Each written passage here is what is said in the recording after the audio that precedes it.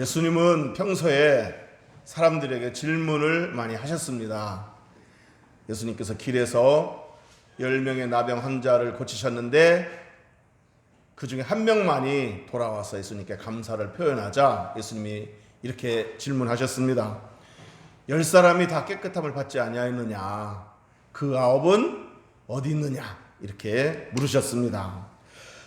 자, 그런가 하면 예수님이 떡 5개와 물고기 2마리로 5,000명, 장정만 5,000명을 먹이시고 이렇게 오병이의 기적을 일으키시자 많은 사람들이 예수님을 임금 삼으려고 따라다녔습니다. 저분만 모시면 먹을 거 걱정 없겠다 이렇게 하고 따라다녔습니다. 그때 예수님께서 나는 생명의 떡이다, 나는 참된 음료다, 내 몸을 먹고 내 피를 마시는 자마다 영생을 얻는다, 이렇게 영적 진리를 선포하시자 사람들이 이 떡이나 만들어주지 저딴 얘기는 왜 하는 거야, 관심 없어 하면서 하나씩 떠나고 결국은 다 떠났다고 그랬습니다. 그때 예수님께서 제자들에게 너희도 가려느냐 이렇게 또 물으셨습니다. 또 2맹인이 예수님께 병 고쳐달라고 예수님께 나왔을 때 예수님이 2맹인에게 이렇게 물으셨습니다. 내가 능히 이 일을 할 줄 믿느냐? 이렇게 물으셨습니다. 이외에도 예수님께서 제자들에게 너희는 나를 누구라고 생각하느냐 이렇게 물으시기도 하셨고, 이렇게 많은 사람들에게 예수님께서 사람들에게 많은 질문을 하셨습니다. 오늘 본문에서도 예수님께서 베드로에게 이렇게 물으셨습니다. 요한의 아들 시몬아, 네가 이 사람들보다 나를 더 사랑하느냐? 그러자 베드로가 주님 사랑하는 줄을 주님이 아십니다. 예수님이 또 물으셨습니다. 요한의 아들 시몬아, 네가 나를 사랑하느냐? 주님이 아십니다. 3번째 물으셨습니다. 요한의 아들 시몬아, 네가 나를 사랑하느냐? 내가 주님을 사랑하는 줄을 주님이 아십니다. 이렇게 대답했습니다. 이처럼 예수님은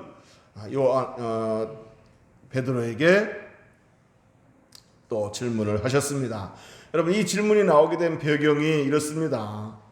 예수님께서 십자가를 지시기 전 로마 군병들에게 체포되어서 제사장의 뜰 마당에서 재판을 받을 때 베드로는 멀찍이 이렇게 모닥불을 쬐면서 어떻게 되는가 하고 지켜봤습니다.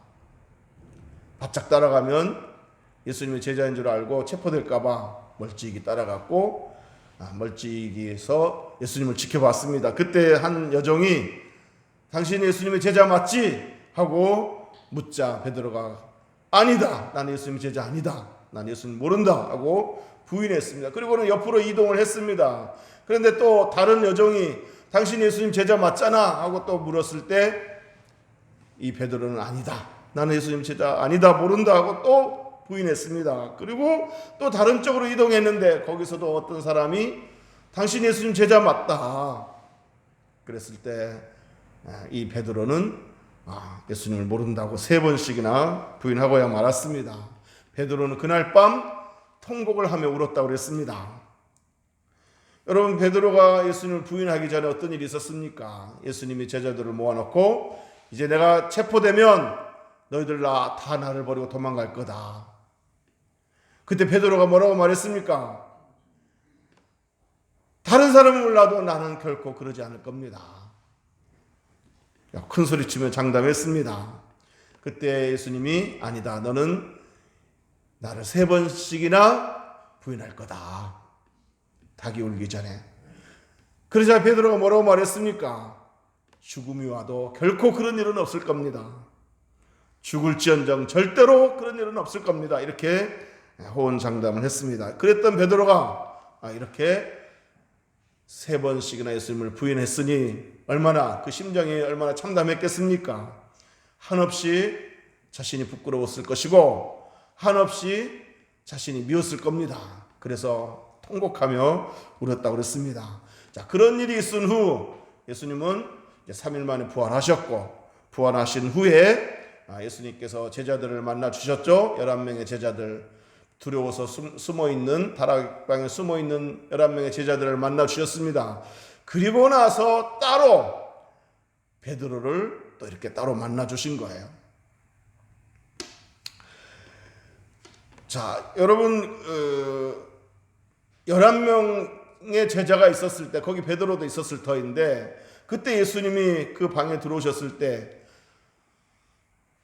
베드로의 심경이 아마 두 가지 마음이었을 겁니다. 죽었던 예수가 살아났다는 그 사실에 반가움을 감추지 못했을 것이고 또 한편 예수님을 부인했다는 그 자신의 모습을 아니까 예수님 뵐 면목이 없어서 눈도 제대로 맞추지 못했을 겁니다. 그랬는데 그런 일이 있은 후 예수님이 베드로를 따로 만나 주신 건데 그때 이렇게 예수님께서 물으신 거예요. 따로 만나서 베드로야 네가 나를 사랑하느냐 이렇게 물으셨던 겁니다. 자, 다른 때 같았으면은 예수님 저를 몰라서 하시는 말씀입니까? 내가 주님 누구보다도 주님 사랑한 걸 주님이 아시지 않습니까? 하고 막 큰 소리 쳤을 텐데 이번에는 겸손하게 네, 내가 주님 사랑하는 거를 주님이 아십니다. 이렇게 겸손히 대답을 했습니다. 다른 때 같았으면 저를 뭘로 보고 그러십니까? 하면서 큰 소리 쳤을 텐데 이제는 겸손하게 사랑을 고백했습니다. 자, 그런데 여러분 예수님께서 이렇게 베드로와 따로 이렇게 대화할 자리를 만들어서 너가 나를 사랑하느냐 이렇게 물으신 이유가 뭐라고 생각하십니까? 거기에는 다음과 같이 두 가지 이유가 있다고 저는 생각합니다. 첫 번째는 지금 베드로가 갖고 있는 그 미안한 마음, 그 위축된 마음을 풀어주기 위해서 따로 이렇게 베드로를 만나셨다고 생각합니다. 베드로는 그동안 예수님을 대할 때마다 얼마나 미안해 했겠으며 얼마나 마음이 무겁고 힘들었겠습니까? 그걸 잘 알고 계신 예수님께서 베드로의 그 위축된 마음, 그 마음을 좀 풀어주기 위해서 이렇게 따로 만날 기회를 만들어서 베드로야 요한의 아들 시몬아 네가 나를 사랑하느냐 이렇게 물어주셨다고 보는 겁니다. 그래서 베드로로 하여금 예 주님 내가 주님 사랑하는 것을 주님이 아십니다. 내가 주님을 사랑합니다 라고 고백할 기회를 주셨다고 생각합니다. 그렇게 해서 베드로의 그 위축된 마음을 풀어주고 그 미안한 마음을 이렇게 풀어주고 그렇게 하기 위해서 일부러 네가 나를 사랑하느냐 이렇게 물어주신 겁니다. 일부러 베드로로 하여금 네 내가 주님을 사랑합니다라고 고백을 하게 했다는 겁니다. 여러분 지금 예수님이 베드로를 찾아오신 것은 따지러 온 게 아닙니다. 막 추궁하고 질책하기 위해서 오신 것이 아닙니다. 야 너 그렇게 장담하더니 죽음이 와도 부인 안 한다고 그렇게 호언장담하더니 뭐냐 그게 꼴 좋다 이렇게 베드로를 몰아붙이고 막 부끄럽게 하기 위해서 오신 게 아닙니다. 이미 예수님은 베드로의 회개를 받으셨고 그 통곡하면서 울면서 회개할 때 이미 예수님은 그 베드로의 회개를 받으셨고 그리고 그 눈물을 보셨습니다. 오늘 예수님이 베드로를 찾아오신 것은 그 미안한 마음, 위축된 마음, 한없이 자신이 막 믿고 부끄러운 그 마음을 풀어주시기 위해서 온 겁니다. 그래서 예수님은 베드로에게 찾아오셨을 때 결코 이런 말을 안 했습니다. 과거의 일을 묻지 않으셨습니다. 베드로야 너 그랬지 이랬지 하면서 과거의 일을 묻지 않으셨습니다. 다만 베드로야 지금 네가 나를 사랑하느냐 지금의 그 베드로의 그 심정을 물으셨습니다. 지금의 베드로의 그 태도를 신앙을 물으신 겁니다. 그리고 여러분 베드로에게 네가 나를 사랑하느냐 하고 몇 번 물으셨습니까? 3번을 물어봤죠. 굳이 3번을 물어본 이유가 뭐라고 생각하십니까? 한 번 물어봤을 때 내가 주님 사랑하는 줄을 주님이 아십니다. 이렇게 베드로가 사랑을 고백했을 때 이미 예수님은 베드로가 어떤 심정으로 그 말을 하고 있는지 다 아셨을 겁니다. 그럼에도 불구하고 굳이 3번을 물어보신 이유는 물론 성경에는 그런 말은 없지만 제 생각에 베드로가 3번을 부인했기 때문에 그 마음을 완전히 이렇게 상쇄시키기 위해서 3번이나 물으신 거고 3번이나 예, 내가 주님을 사랑합니다 이렇게 고백할 기회를 주셨다고 저는 생각합니다. 3번을 부인했으니까 3번을 사랑한다고 고백해야 또 마음이 이렇게 완전히 그 부끄러운 마음, 위축된 마음이 상쇄되지 않겠습니까? 어쨌든 베드로는 3번 주님께 고백을 함으로써 마음이 한결 가벼워졌을 겁니다. 그리고 기쁨으로 한없이 충만하게 되었을 겁니다.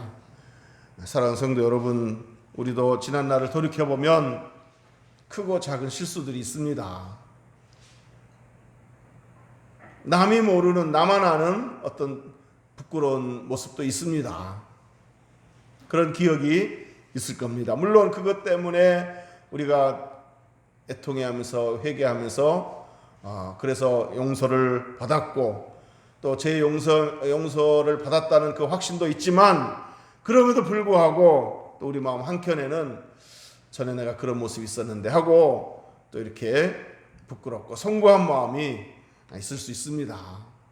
여러분 이럴 때 베드로처럼 주님께 감사하는 마음을 담아서 사랑을 고백해 보시기 바랍니다.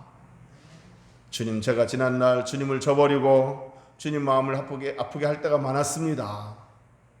내 마음대로 살 때가 많았습니다. 주님을 이렇게 배반할 때가 있었습니다. 그때 나의 해결을 받아주시고 또 나를 버리지 않으시고 여전히 사랑해 주시고 붙들어 주신 거 감사합니다. 끝까지 사랑해 주신 거 감사합니다. 주님, 나도 주님을 사랑합니다. 이렇게 감사와 더불어서 사랑을 고백해 보시기 바랍니다. 그러면 그 미안하고 부끄럽고 송구한 마음이 사라지면서 우리 마음이 더 기쁨으로 충만하게 될 줄로 믿습니다. 자, 그리고 예수님께서 이렇게 베드로에게 네가 나를 사랑하느냐 이렇게 물으셨던 이유가 2가지라고 그랬는데, 하나는 그 미안한 마음, 위축된 마음을 풀어주시기 위함이라고 말씀드렸고, 또 하나는 베드로에게 사명을 맡기시기 위해서였습니다. 예수님께서 네가 나를 사랑하냐라고 물었을 때 베드로가 예, 내가 주님을 사랑합니다라고 사랑을 고백하자 이 사랑의 고백을 들으시고 나서 사명을 맡기셨습니다. 내 양을 먹이라, 내 양을 먹이라 하고 사명을 맡겨주셨습니다. 여러분, 만약에 베드로가 이런 그 사랑 고백을 하지 않는 상태에서, 내가 주님을 사랑합니다라는 이 사랑 고백을 하지 않는 상태에서 여전히 그 미안한 마음, 송구한 마음, 위축된 마음을 가진 상태에서 예수님이 내 양을 먹이라 이렇게 사명을 맡겼다면은 베드로 마음은 더 무거웠을 것입니다. 그렇지 않아도 마음이 무겁고 힘든데 또 이렇게 사명까지 맡겼을 때 그 사명을 맡는다는 것이 더 마음이 힘들고 무거웠을 겁니다. 그 사명이 무거운 짐이 되었을 겁니다. 그러나 예수님이 네가 나를 사랑하느냐라고 물으시면서 베드로로부터 예, 내가 주님을 사랑합니다라고 고백을 하게 하셨을 때 베드로의 마음은 한결 가벼워졌을 것이고, 그래서 그 조금 이렇게 서먹서먹했던 그 예수님과의 관계가 이제 풀어지면서 더 친밀한 관계, 돈독한 관계가 회복되면서 그리고 나서 이제 내 양을 먹이라 했을 때 베드로는 그래야죠. 주님께 충성해야죠. 이렇게 즐거운 마음으로 기쁜 마음으로 그 사명 감당하기로 결단을 했을 겁니다. 만약 그러지 않은 상태에서 내 양을 먹이라고 사명을 맡겼다면, 그렇지 않아도 막 너무 힘든데 또 사명까지 맡았다는 거 생각하면은 그 마음이 무겁고 그 사명이 도리어 무거운 짐이 되었을 텐데, 예수님이 네가 나를 사랑하느냐 물어주셨고 또 내가 주님을 사랑합니다라고 고백하게 했고, 그러고 나서 이렇게 주님과의 관계가 더 친밀해지면서 사명을 맡았을 때 베드로는 기꺼운 마음으로 예, 나를 이렇게 버리지 않으시고 찾아와 주시고 또 이렇게 사랑하느냐고 물어주시고 사랑한다고 고백하게 하시니 감사합니다. 나를 또 믿어주셔서 감사합니다. 그러니 내가 사명 감당해야죠 하고 기꺼운 마음으로 사명을 감당하기로 결단할 수 있었을 겁니다.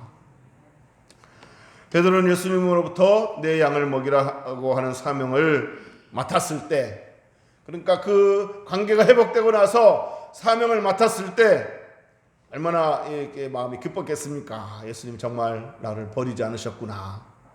내 회개를 받으셨고 또 나를 이렇게 여전히 사랑하시는구나. 끝까지 나를 사랑하시는구나. 끝까지 나를 기대하시는구나. 그런 마음이 들면서 엄청 뿌듯하고 행복했을 겁니다. 사랑하는 성도 여러분, 저 여러분도 지난날 실수도 많았고 참 주님 마음을 아프게 한 적도 많았고 부끄러운 것도 많이 있지만 우리를 내치지 않으셨을 뿐만 아니라 우리를 용납하셨을 뿐만 아니라 또 이렇게 직분까지 맡겨주신 거 얼마나 감사합니까? 직분을 계속해서 감당할 수 있도록 또 이렇게 기회를 주신 거 얼마나 감사합니까? 저와 여러분이 맡은 직분 이 기꺼운 마음으로 즐거운 마음으로 감당할 수 있게 되기를 주의 이름으로 축복합니다. 이제 말씀을 정리하도록 하겠습니다. 여러분, 오늘 본문에 예수님이 베드로를 부를 때 뭐라고 불렀습니까? 베드로야 이렇게 안 부르고 요한의 아들 시몬아 이렇게 불렀습니다. 시몬은 베드로의 원래 이름이죠. 그리고 베드로는 요한의 아들입니다. 이 제자 요한이 아니고 요한이라는 이름이 많죠. 어쨌든 베드로는 요한의 아들이면서 원래 시몬이라는 이름을 가졌는데 이 베드로가 예수님을 만나고 나서 예수님 제자가 되고 나서 예수님이 반석이라는 뜻을 가진 그 베드로라는 이름을 붙여주신 겁니다. 그리고 그렇게 해서 제자의 삶이 시작된 거예요. 그런데 오늘 이 본문에서는 예수님이 붙여준 베드로라는 이름을 쓰시지 않고 제자가 되기 전에 사용했던 원래 이름 시몬이라는 이름을 불러주신 거예요. 왜 그랬을까요? 너는 베드로가 될 자격 없어. 뭐 이런 뜻으로 베드로라는 이름을 안 부르시고 시몬이라는 이름을 부르셨을까요? 그건 아닙니다. 예수님이 이렇게 찾아와 주셔서 네가 나를 사랑하느냐 물어주셨고 고백하게 만드셨고 그리고 사명까지 맡기셨는데 너는 베드로라는 이름 쓸 자격 없어. 그래서 베드로라는 이름을 안 부르신 것이 아니란 얘기죠. 자, 여기서 베드로가 부르시지 않고 요한의 아들 시몬아 이렇게 부르신 데에는 특별한 이유가 있습니다. 뭐겠습니까? 요한의 아들 시몬아는 언제 불렀습니까? 제자 되기 전에 예수님 처음 만났을 때, 처음 제자 되었을 때 그때 요한의 아들 시몬아 저 깊은 데로 가서 그물을 던져봐라. 요한의 아들 시몬아 이렇게 처음에 그때 불러주신 이름이거든요.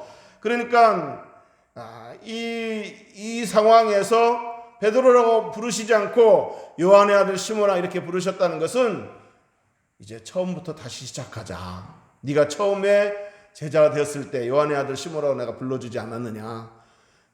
그러므로 우리 다시 시작하자. 처음부터 다시 시작하자. 이축되지 말고 주눅들지 말고 우리 다시 시작하는 거다. 그런 의미로 요한의 아들 시몬아 이렇게 불러주셨다고 생각합니다. 초심으로 돌아가서 우리 다시 시작하면 되는 거다. 이런 의미로 요한의 아들 시몬아 이렇게 불러주셨다고 생각합니다. 지난날의 실수는 잊어버리고 이제 우리 다시 시작하는 거다 하면서 요한의 아들 시몬아 이렇게 불러주신 겁니다. 여러분, 이렇게까지 베드로를 배려해주고 베드로를 품어주시는 이 예수님의 그 성품이 얼마나 참 따뜻합니까? 그냥 11 제자들 있는 자리에서 베드로를 만나 주셨잖아요. 그때 같이 있는 자리에서 평안할지어다 이렇게 말씀도 하셨고 그렇게 만나 주셨는데도 특별히 베드로와 따로 이렇게 대화할 시간을 만들어서 이런 대화를 가졌다는 것이 그리고 따로 베드로에게 내 양을 먹이라 이렇게 사명까지 맡겨주셨다는 것이 그리고 다시 시작하자는 의미로 요한의 아들 시몬아 이렇게 이름을 불러줬다는 것이 참 얼마나 그 예수님의 그 자상한 모습이 느껴집니까? 자상하고 따뜻하고 배려 있는, 그냥 미안해하고 위축되어 있고 주눅들어 있는 베드로에게 그냥 강압적으로 야 너 다시 그딴 짓 해봐라 하면서 그냥 좀 고압적인 자세로 지금부터 내 양 쳐 먹여 이제 너 다시 해 막 이렇게 하지 않고 먼저 찾아와 주서 여러분이 찾아와 주셔가지고 뭐 한지 아십니까? 그때도 처음 예수 믿을 때처럼 처음 제자들 때처럼 고기를 한 마리도 못 잡았어요. 그때 깊은 데로 가서 그물을 던지라. 그때 상황을 똑같이 만드신 거예요.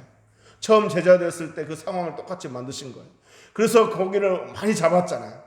그 고기를 많이 잡아가지고 해안으로 이제 올라오자 이렇게 생선을 구우시고 또 준비한 떡을 이렇게 내놓으면서 먹으라고 또 먹을 것을 주시고, 얼마나 이 예수님의 그 태도에서 따뜻함을 느낄 수 있습니까?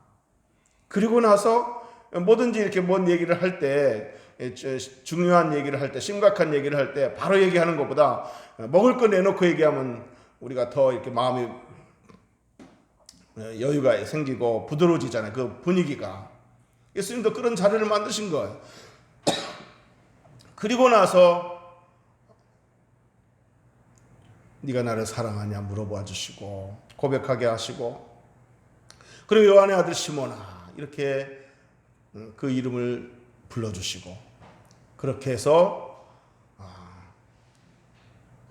베드로로 하여금 이렇게 재충전하도록 용기를 얻도록 해주신 이 예수님의 그 모든 모습들이 너무 따뜻하게 느껴진다는 거예요. 제가 아까 대표기도 할 때, 대표기도 할 때가 아니고 아까 헌금기도 할 때, 봉헌기도 할 때 그 하나님에게서 능력이 많은 것도 우리가 참 든든하잖아요. 우리 아버지가 능력이 많다는 거, 이거 얼마나 든든합니까? 근데 저는 그것보다도 더 이렇게 좋은 게 뭐냐면 하나님이 신실하시다는 거, 변함이 없으시다는 거, 한결같다는 거, 성품이 좋으시다는 거. 나는 이게 더 그거 생각하면 더 좋은 거예요. 능력은 많은데 하나님 성품이 막 괴팍하다든지 막 이랬다 저랬다 한다든지 분위기에 따라서 그냥 막 마음이 바뀐다든지 그러면 얼마나 불안하겠어요. 우리가 능력은 많은데 힘은 좋으신데 막 성품이 안 좋으시고 막 이렇게 그냥 오늘 좋았다 내일 나쁘고 막 이러면은 그 앞에서 우리가 얼마나 늘 긴장해야 되지 않겠습니까? 하나님이 신실하시다는 것이 좀 성품이, 하나님은 진실하시고 선하시, 그러니까 여러분 시편 136편에 하나님의 선하심과 인자하심을 인하여 감사한다는 말이 쭉 계속 나오잖아요.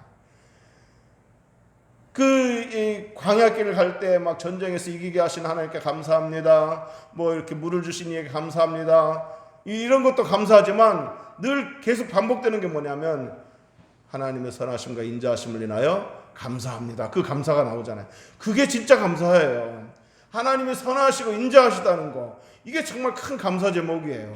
오늘 본문에서도 베드로를 대할 때 막 그런 어떤 능력의 주로만 대하신 것이 아니고 인자하시고 선하신 그 성품 좋으신 주님으로서 베드로를 대하셨다는 게 너무 따뜻하게 느껴지는 거예요. 베드로는 마음이 한없이 풀어졌고, 이런 분을 내가 모른다고 부인하다니, 내가 이런 분을 위해서 충성해야지, 자발적인 마음이 생기지 않았겠습니까? 여러분 살아가면서 주님의 이 따뜻함, 이 온화함, 주님의 그 변치 않으시는 성품, 신실하심, 이런 것들을 많이 좀 느끼시고 체험하시기를 주의 이름으로 축복합니다. 그러면서 이런 분인데 이런 분에게 내가 충성해야지 하는 마음으로 또 직분도 감당하고 그런다면 우리 그 직분 감당이 더 주님께서 받으실 만한 그런 헌신이 될 줄로 믿습니다. 지난번에 우리가 불렀던 찬송 가사 중에 이런 가사가 있었습니다. 십자가 그 사랑. 십자가 그 사랑, 그 가사 중에 이런 가사가 있습니다. 십자가 그 사랑 멀리 떠나서 무너진 나의 삶 속에 잊혀진 주 은혜.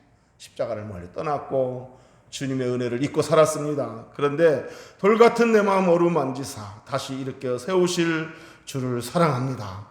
그 다음 가사가 너무 멋있어요. 지나간 일들을 기억하지 않고 이전에 행한 모든 일을 생각지 않으리. 사막의 강물과 길을 내시는 주, 내 안에 새 일 행하실 주만 바라보리라. 주 나를 보호하시고 나를 붙드시리. 나는 보배롭고 존귀한 주님의 자녀라. 우리가 과거에 부끄러운 일들이 많았지만 지나간 일들을 기억하지 않고 다시금 우리를 통해서 새 일을 행하실 그 주님을 이 찬양 가사처럼 이렇게 찬양하고 감사하고 주님과 동행하면서 주님께 기쁨을 드리는 주의 놀라운 제자 되기를 주의 이름으로 축복합니다. 기도하겠습니다.